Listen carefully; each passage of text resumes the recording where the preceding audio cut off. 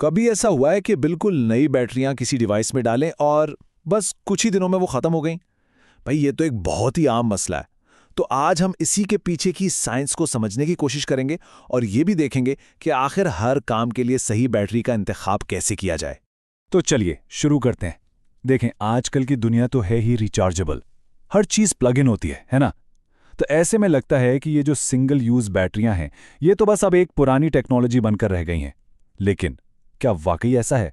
यही वो बड़ा सवाल है जिसका जवाब आज हम ढूंढेंगे। तो सबसे पहले तो आइए इस ख्याल को ही खत्म कर दें कि ये बैटरियां अब किसी काम की नहीं रहीं, क्योंकि कुछ जगह ऐसी हैं जहां रिचार्जिंग का तो सवाल ही पैदा नहीं होता और वहां सिर्फ और सिर्फ यही प्राइमरी बैटरियां काम आती हैं। जरा इन मिसालों पर गौर कीजिए।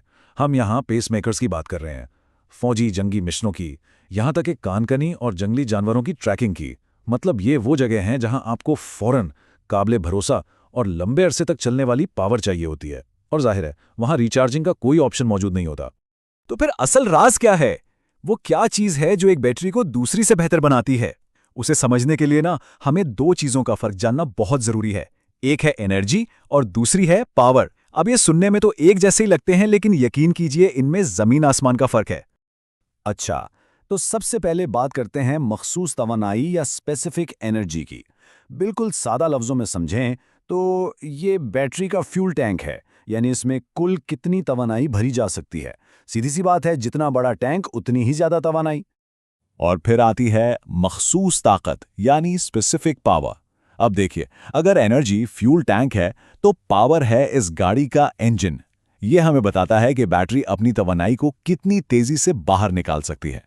आखिर खुद ही सोचिए, एक बहुत बड़े फ्यूल टैंक का क्या फायदा अगर गाड़ी का इंजन ही कमजोर हो और वो चल ही ना पाए। और यहीं पर सारा खेल है।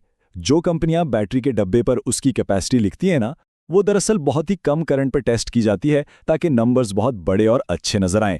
लेकिन जैसे ही आप उसी बैटरी को किसी कैमरे जैसी हाई पावर डिवाइस में डालते हैं, तो उसकी असल हकीकत सामने आ जाती है, जो अक्सर बहुत मायूस गुन होती है। तो इस सारी गड़बड़ का जिम्मेदार कौन है? इसका नाम है अंदरूनी मज़ाहमत या इंटरनल रेजिस्टेंस। इसे ऐसे समझ लें जैसे बैटरी के अंदर एक ट्रैफिक जाम लगा हुआ है। ये पावर के बहाव को यानी करंट को आगे जाने से रोकता है। और जिन बैटरियों में ये ट्रैफिक जाम जितना ज्यादा होता है, वो ज्यादा पावर मांगने वाली डिवाइसेस में उतनी ही जल्दी हिम्मत हार जाती हैं। अच्छा, ये तो हो गई सारी थ्योरी। अब इन सब बातों को अमली तौर पर समझने के लिए आइए एक हकीकी दुनिया के टेस्ट पर नजर डालते हैं। और इसके लिए एक डिजिटल कैमरे से बेहतर क्या हो सकता है, क्योंकि ये एक हाई पावर डिवाइस है और ये बैटरियों की कारकर्दगी जांचने के लिए बिल्कुल परफेक्ट है। टेस्ट बहुत ही सीधा सा है। बस ये देखना है कि मुख्तलिफ किस्म की ए बैटरियां यानी एल्कलाइन, रिचार्जेबल, NiMH और लिथियम इस्तेमाल करके एक डिजिटल कैमरा कितनी तस्वीरें खींच सकता है, उससे पहले कि बैटरी जवाब दे जाए। और जो नताइज सामने आए वो वाकई हैरानकुन थे।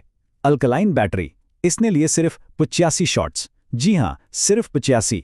और इसके मुकाबले में रिचार्जेबल NMH ने लिए 520 शॉट्स और लिथियम बैटरी ने पूरे 690 शॉट्स। ये कोई छोटा मोटा फर्क नहीं, ये तो जमीन आसमान का फर्क है।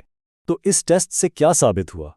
यही कि फातेह वो बैटरी नहीं जिसमें सबसे ज्यादा एनर्जी यानी फ्यूल था, बल्कि फातेह वो थी जिसकी अंदरूनी मुज़ाहमत सबसे कम थी, यानी लिथियम। उसने अपनी पावर को बगैर किसी रुकावट के तेजी से और मौसर तरीके से कैमरे तक पहुंचाया। तो इस सारी मालूमात का हमें अमली तौर पर क्या फ़ायदा है? यानी अगली बार जब बैटरियां खरीदनी हों तो एल्कलाइन और लिथियम में से कौन सी मुंतखब की जाए? चलिए इसको भी समझ लेते हैं। देखें, ये चार्ट फैसला करना बहुत ही आसान बना देता है। बात बिल्कुल साफ है, अगर रिमोट कंट्रोल या दीवार की घड़ी जैसी कम पावर वाली डिवाइस के लिए बैटरी चाहिए तो सस्ती अल्कलाइन बिल्कुल ठीक है। लेकिन अगर डिवाइस कैमरा, गेमिंग कंट्रोलर या कोई और ऐसी चीज है जो ज्यादा पावर खींचती है, तो लिथियम पर थोड़े ज्यादा पैसे खर्च करना ही असल समझदारी है, क्योंकि वो कहीं कहीं ज्यादा देर तक चलेंगी। तो आखिर में हम किस नतीजे पर पहुंचे? सबसे अहम सबक यह है कि हर बैटरी हर काम के लिए नहीं बनी होती। ये बिल्कुल वैसा ही है जैसे हर काम के लिए एक खास टूल होता है। आपको बस सही काम के लिए सही टूल यानी सही बैटरी का इंतखाब करना है। और अब एक सबसे ज्यादा हैरान कर देने वाली हकीकत, वो अल्कलाइन बैटरी जो कैमरे में खत्म हो गई थी ना, वो असल में ख़त्म नहीं हुई थी। मसला सिर्फ ये था कि उसकी अंदरूनी मज़ाहमत इतनी ज़्यादा थी कि वो कैमरे को पावर नहीं दे पा रही थी। लेकिन इसमें अब भी इतनी जान बाकी है कि वो किचन की एक घड़ी को शायद 2 साल तक चला सकती है। और यह मसला सिर्फ हमारे घरों तक महदूद नहीं है। एक अमरीकी फौजी जनरल का कहना है कि फ़ौज की तरफ से जो बैटरियां ज़ाया की जाती हैं, उनमें से आधी बैटरियों में अब भी 50% एनर्जी बाकी होती है। ज़रा सोचिए कितनी ज़्यादा तवानाई और कितना पैसा बर्बाद हो रहा है, सिर्फ इस एक गलती की वजह से कि सही काम के लिए सही बैटरी का इंतखाब नहीं किया गया। तो अगली बार जब किसी डिवाइस की बैटरी खत्म हो जाए तो उसे फेंकने से पहले एक लम्हे के लिए ज़रूर सोचिएगा, क्या ये बैटरी वाकई खत्म हो गई है या ये सिर्फ गलत काम के लिए एक गलत टूल था। याद रखिए, सही इंतखाब न सिर्फ पैसे बचाएगा बल्कि हमारे कीमती वसाइल को ज़ाया होने से भी बचाएगा।